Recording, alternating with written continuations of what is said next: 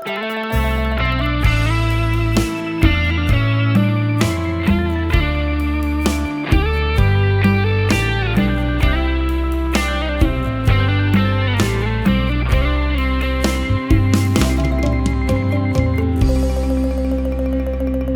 ំហត់ព្រោះអូ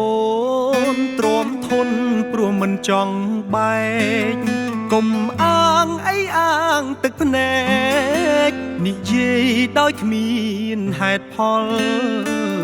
កុំដាក់បន់ទុកថាបងនេះមិនដែលខ្វល់គិតច្រើននោមតែអំពុលអូនមិនយល់ព្រោះមិនមែនបងដើរតួទឹកភ្នែកអាងអីអាងរត់រកម៉ែទូលពិត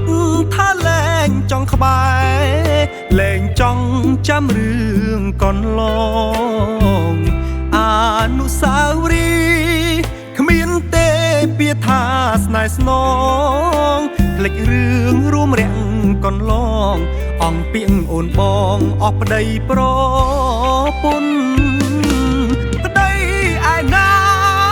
មិនចង់នៅចិត្តប្រពន្ធមិនចង់មើលថែពេលគ្រុនមិនចង់បាយជុំគ្រួសារឃើញប្តីមិនមកមិនមែនអត់ធួទេណាដល់ខែបងលុយអង្គការស្វីតនឹងស្នេហាបាត់អីច្រកឆ្នាំង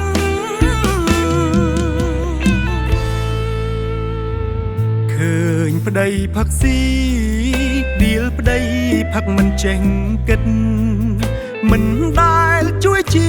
គំនិតឲ្យរូបប្តីមានកម្លាំងធ្វើការមកហត់ចូលផ្ទាំងប្រពន្ធចិត្តខ្លាំងរឹងរុំចាប់ផ្ដើមតតាំងអង្គកម្លាំងស៊ូទៅថ្ងៃមុខ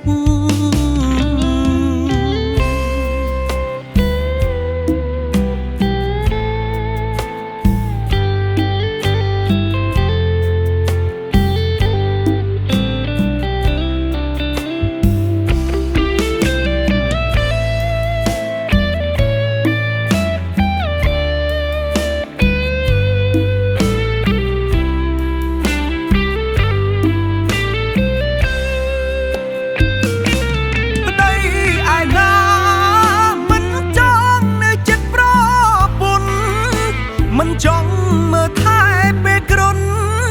មិនចង់បាយជុំគ្រួសារឃើញប្តីមិនមកមិនមែនអត់ធួទេណាដល់ខែបងលុយអង្គការស្វីតនឹងស្នេហាបាត់អីច្រកឆ្នាំង